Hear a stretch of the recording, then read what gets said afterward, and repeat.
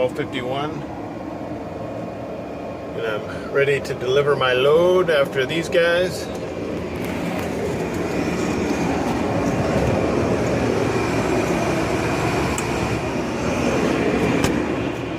This is what I've got. Pulled around the dirt so I can make the turn to pull in, I guess, correctly. I don't know.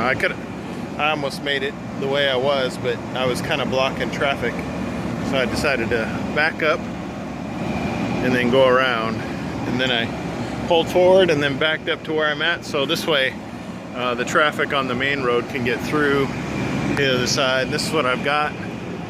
Everything's unbungeed. I've got my straps ready to pull off. I'm not going to pull it off in this stuff.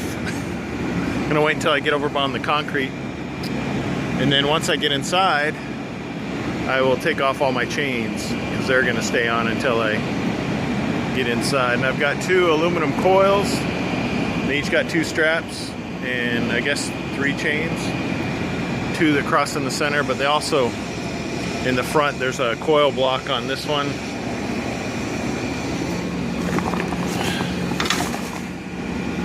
You can't see it too well, but there's the coil pad and the coil block. And you don't necessarily need to do it on 2. You're only required to do it on the front one, from what I understand. But there's over 18 inches of space as required between the 2 coils. And I put another coil block and chain in front of the second one as well, because it's also a 20,000 pound coil, and it just made me feel better, even though it's not required.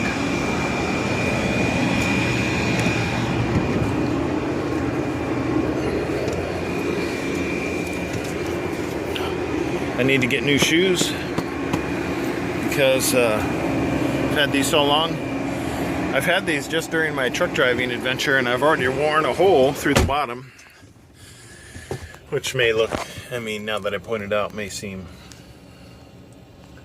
rather rugged, but last week I ordered a new pair, so they should be at my house when I arrive, so I can just swap them out. Shouldn't be a big deal. They are, you can see the forklift in the first truck pulling stuff off, so hopefully it shouldn't be too long. They have to, obviously that second truck has to pull forward, pull off their tarp, and I'm assuming their chains as well.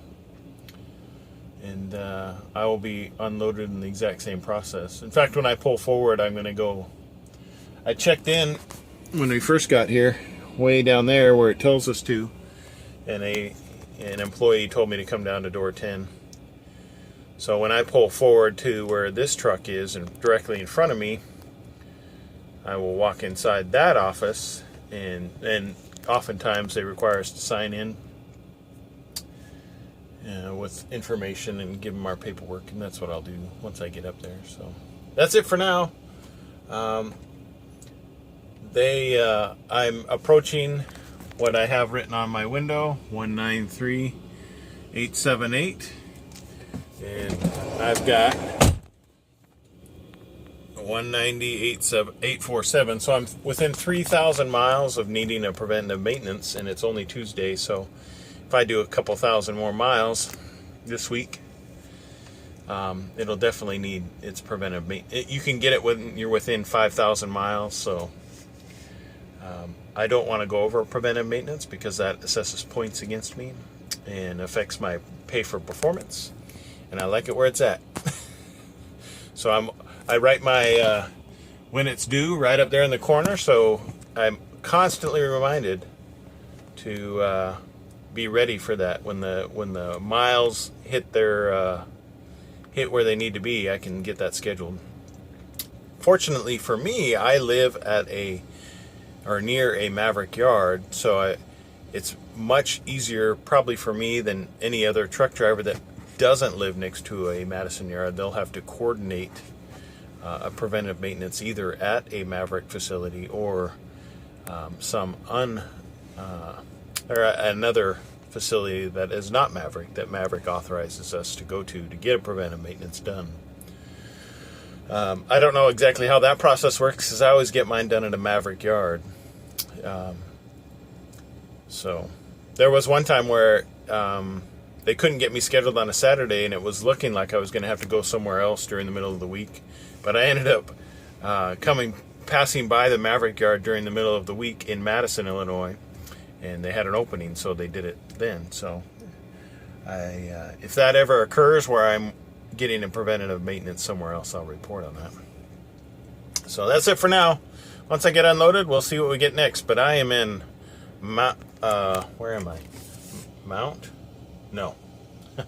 West Helena, Arkansas. West Helena, Arkansas. That's it. All right, you can kind of see how the procedure goes. He's wearing all his proper safety gear.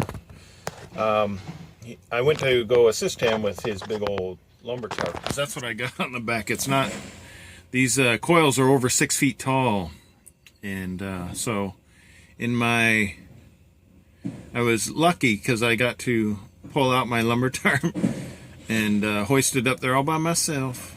And actually this time I was like, when I was done, I didn't feel dead. It felt as if I had done any other tarp. It was just kind of challenging to get the canvas tarps on and then get the heavy lumber tarp extended enough to go over both of these coils. So anyway, I offered to assist this other Maverick driver with rolling up his tarps, but he didn't feel there was enough room. So, and I wasn't going to change his procedure. I just let him know I'm available if he needed help, and he said, "No, it's okay." So, as there are no truck drivers behind me, I'll get to do my own tarps too. Awesome. Okay, I guess, I don't know if this is necessarily a dilemma, but some people may run up against it. I'm here to pick up steel at my favorite steel place in Jackson, Tennessee, where I get to wrap separate bundles of steel with chains and strap it all down and tarp it in the use of large amounts of safety equipment. It is 6:33, and I have an hour and 35 minutes left on my clock. So the dilemma is, will I make it? Because they don't have parking here. They do have some, I guess where I'm at right now is considered off property because I haven't gone through the gate. And there's some open gravel side road available. We shall see if I am lucky enough to grab one of those spots, or if one of the trucks that is securing before me takes one of those. So we shall see what happens. I know for almost a fact that I'm going to use up all my clock here, and I've run up with this scenario one time before while I was picking up lumber in Texas, which is where this steel is going, to Longview, Texas. When I ran out of time at the lumber place, they didn't have parking either, so I had to drive out of the gate, and luckily I was able to find parking like on a side street really close by that it was wide. I mean, it was almost like it was made for truck parking. Attention, a new important message has arrived. A new important message has arrived. And I read it. Thank you for letting me know. There we go. So anyway, I was able to find parking at that lumber place. I will be able to park here. I can see... Let's see, there's about one truck's worth of parking right here. Maybe two if I get in tight behind whoever. So there's a possibility I can park here, or farther down there's another area that I might be able to get away with parking there.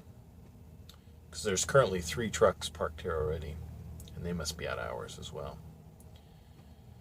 So just some of the interesting things you run up against when you're working with against your hours of service as determined by our Department of Transportation. I have 1 hour and 33 minutes left on my 14-hour clock, which governs how much time I have to do my 11 hours worth of driving. I have 2 hours and 14 minutes on my 11-hour clock, but I have to accomplish that within the 14-hour window. So the 14-hour window supersedes my 11-hour clock right now. Because even though I have I'd probably use up all my, even though I have 2 hours and 14 minutes left on my driving clock, my 14-hour clock is going to run out, and that is the end of when I can drive.